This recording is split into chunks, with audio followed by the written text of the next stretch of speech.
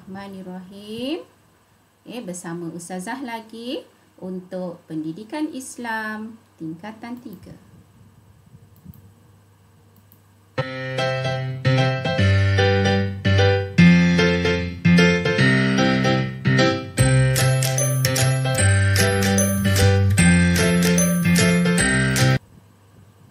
Anak-anak, hari ini objektif PDPC ialah mengetahui tajuk-tajuk yang akan dipelajari sepanjang tahun. Seterusnya, Ustazah akan menerangkan secara basic mengenai format pentafsiran PT3. Jom. Yang pertama, bidang Al-Quran. Ayat hafazan. Ayat hafazan yang pertama ialah surah Al-A'raf ayat 23. Anak-anak kena hafal ayat pendek ini, yang mana sebenarnya ayat ini tidak asing lagi pada anak-anak kerana kita telah melazimi sebenarnya ayat ini sebagai doa setiap kali lepas solat. Ustazah bacakan sedikit. A'udzubillahi minasyaitonirrajim. Qala rabbana zalamna anfusana wa illam taghfir lana wa tarhamna lanakunanna minal khasirin. Ayat 23 surah Al-A'raf, ayat hafazan. Yang seterusnya anak-anak, ada ayat hafazan yang kedua, surah Al-Kahfi ayat 1 hingga 10. Ustazah rasa ia tidak asing lagi bagi anak-anak kerana anak-anak telah mula membacanya tatkala tingkatan 2. Bukan asing lagi, bukan tak pernah jumpa, tetapi mungkin belum dihafal lagi. Surah Al-Kahfi ayat 1 hingga 10. Dalam bidang tajwid anak-anak, bahagian yang akan kita pelajari adalah bahagian hukum mad asli. Anak-anak dah ketahui, sekolah rendah pun kita dah belajar. Yang akan kita pelajari adalah mad far'i.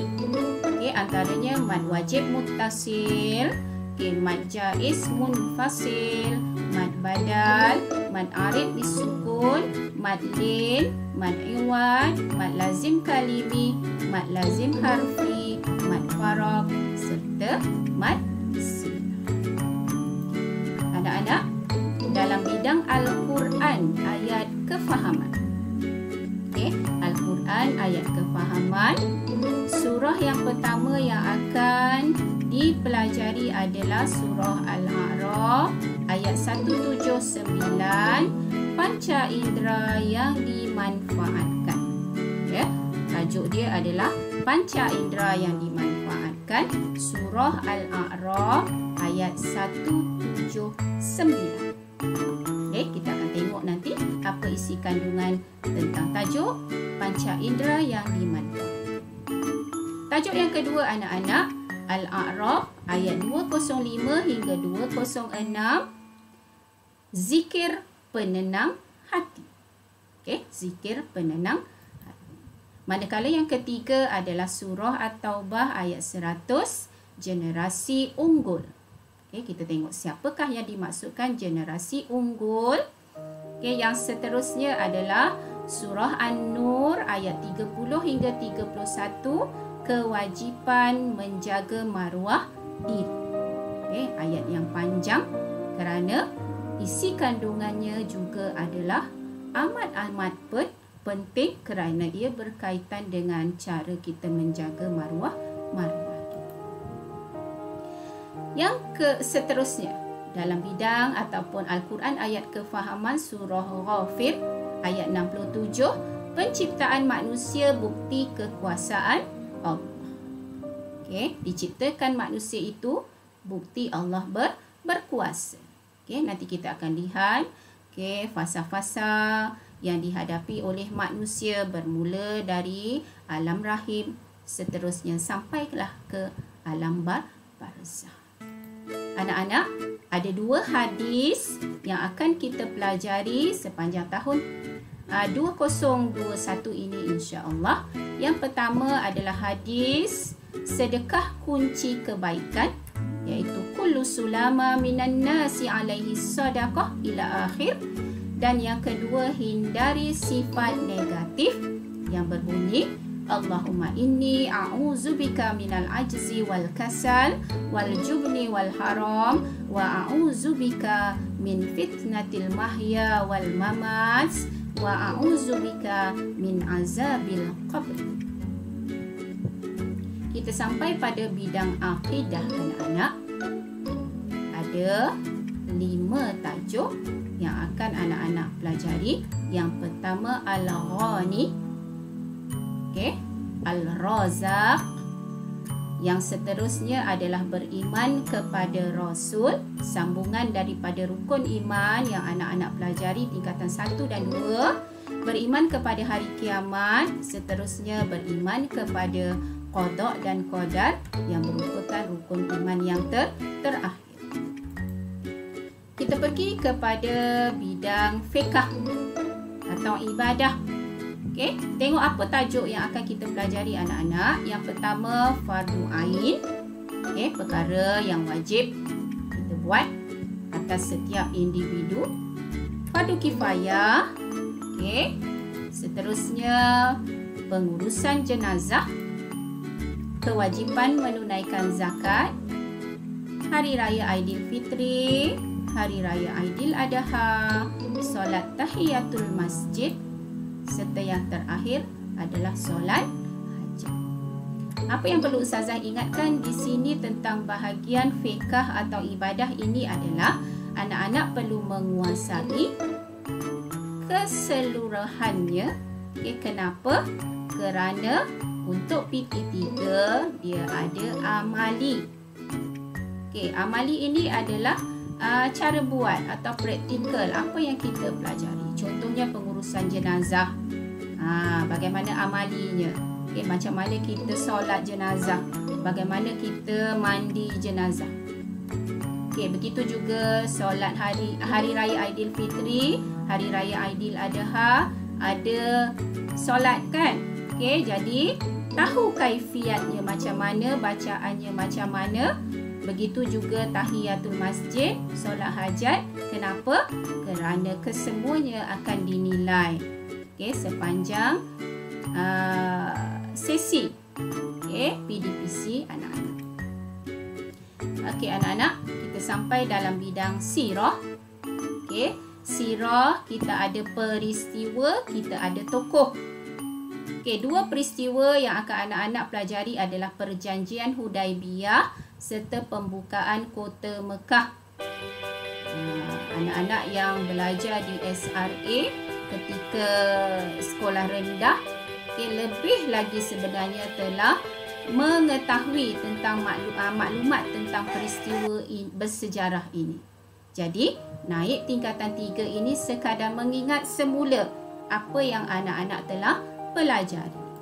Okey, seterusnya kita ada beberapa orang tokoh, antaranya Bilal bin Rabah.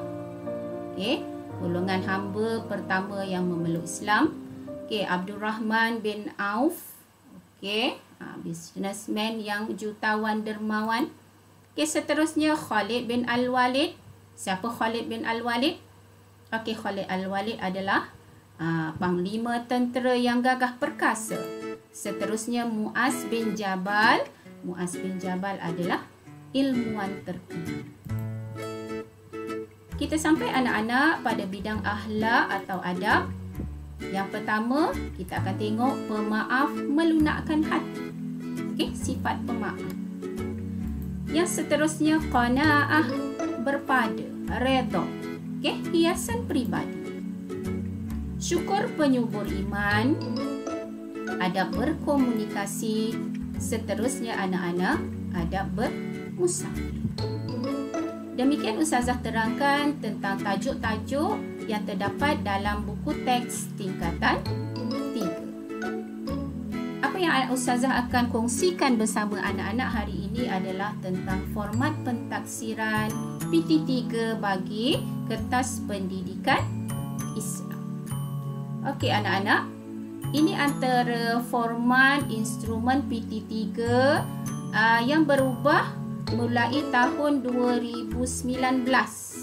Okey, Ustazah akan terangkan melalui slide Ustazah. Okey, sila fokus sama-sama untuk lihat apa agaknya yang terkandung di dalam Kertas Pendidikan Islam yang mana kod dia adalah 45. Okey, ada rezeki anak-anak mengambil PT3 tahun ini, pastikan kod yang anak-anak dapati adalah 45 untuk Kertas Pendidikan Islam ujian bertulis. Baik anak-anak, markah 100, wajaran 80%. Apa maksud di sini adalah markah yang diperuntukkan untuk ujian bertulis adalah 100 markah. Kenapa wajarannya 80%? Kerana anak-anak ada satu lagi kertas tetapi kita sebut dia sebagai amali.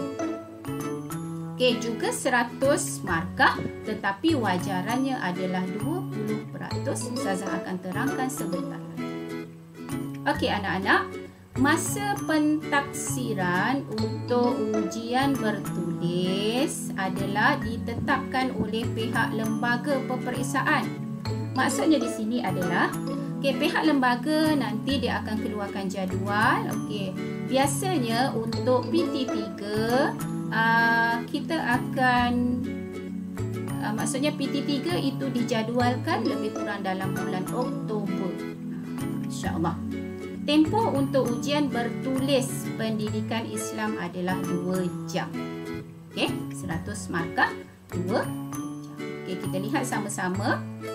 Kita lihat sama-sama apa yang terdapat dalam kod 45.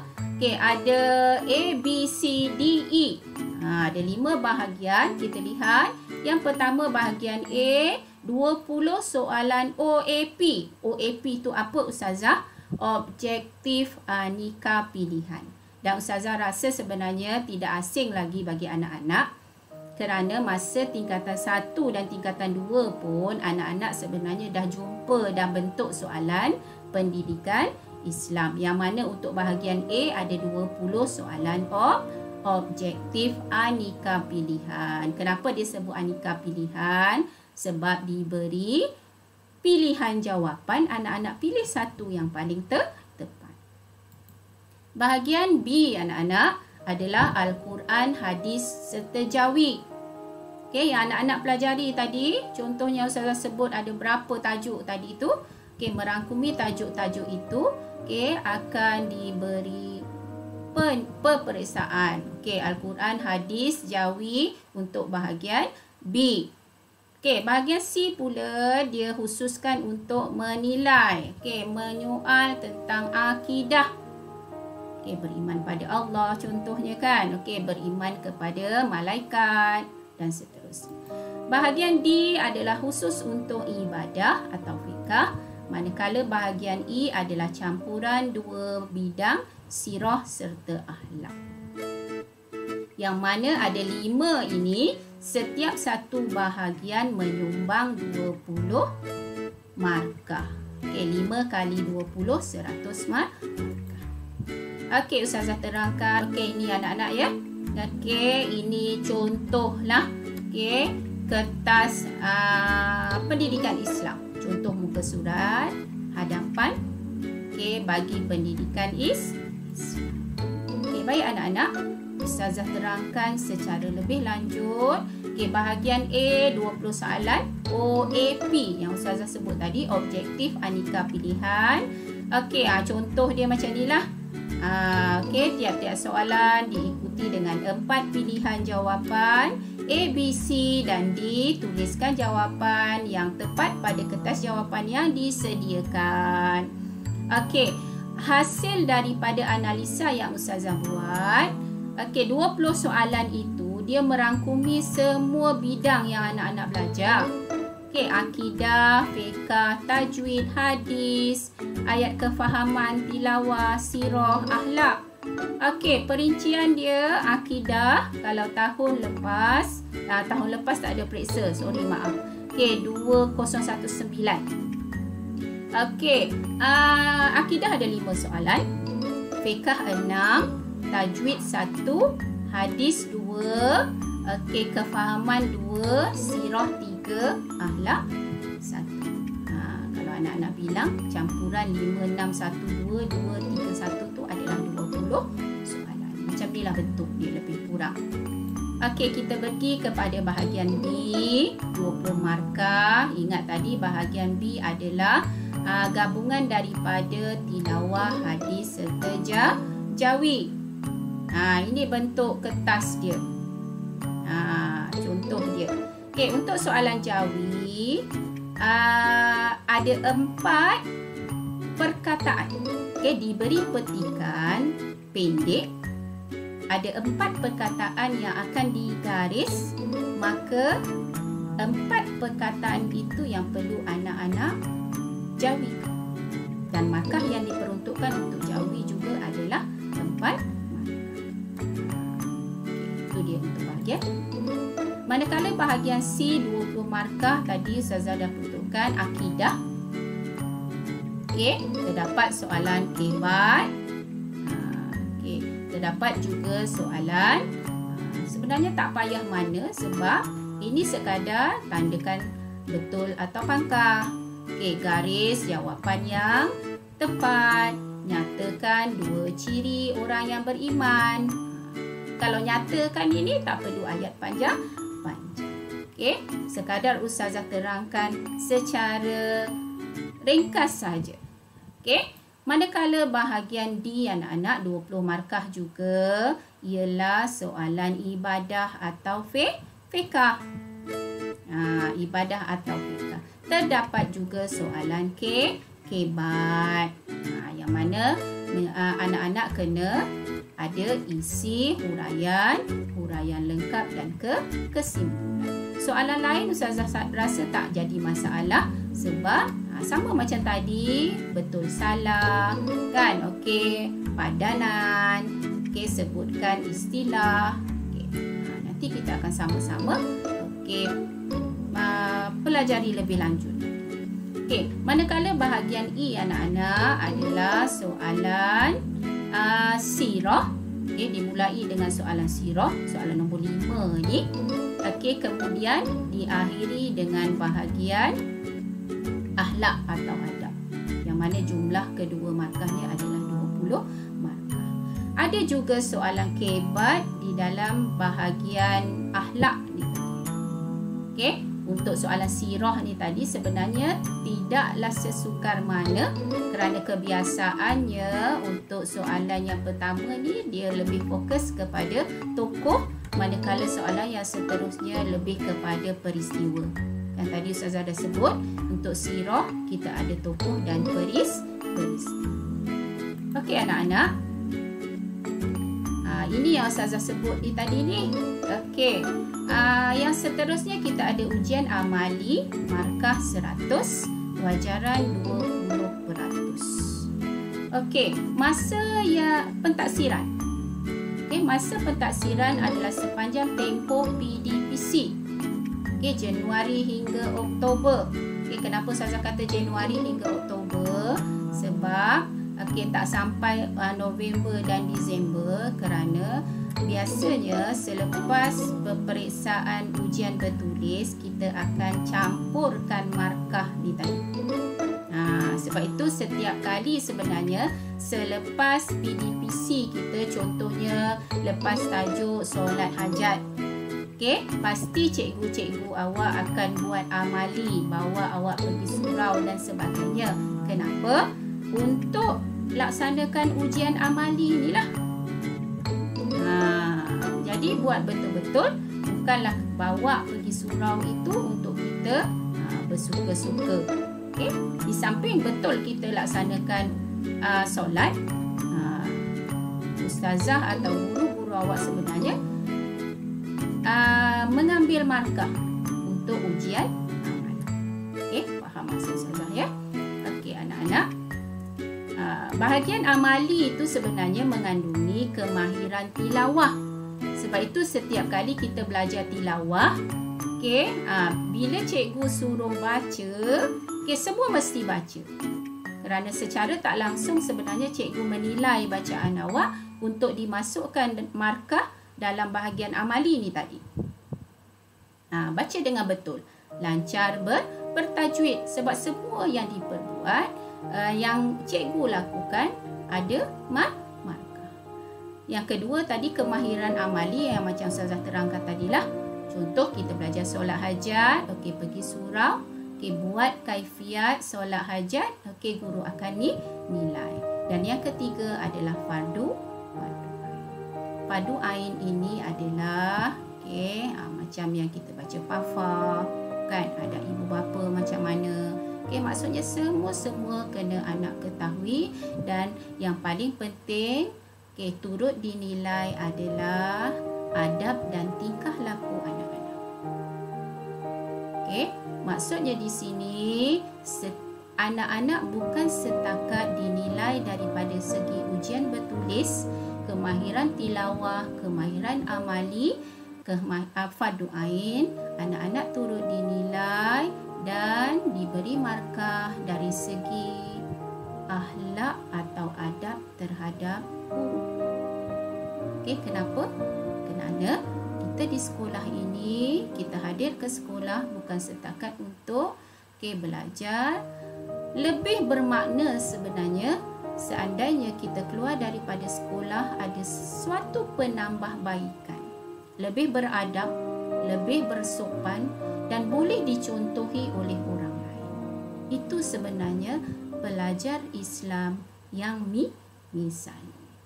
Demikian anak-anak perkongsian Ustazah berkaitan dengan tajuk-tajuk tingkatan 3 serta format PT3 Pendidikan Islam kod 45. Mudah-mudahan apa yang Ustazah berikan hari ini memberi sedikit pemahaman dalam anak-anak menjalani ataupun belajar pendidikan Islam seterusnya menghadapi pentaksiran PT3 akhir tahun nanti insya-Allah. Wabillahi taufiq wal hidayah. Wassalamualaikum warahmatullahi wabarakatuh.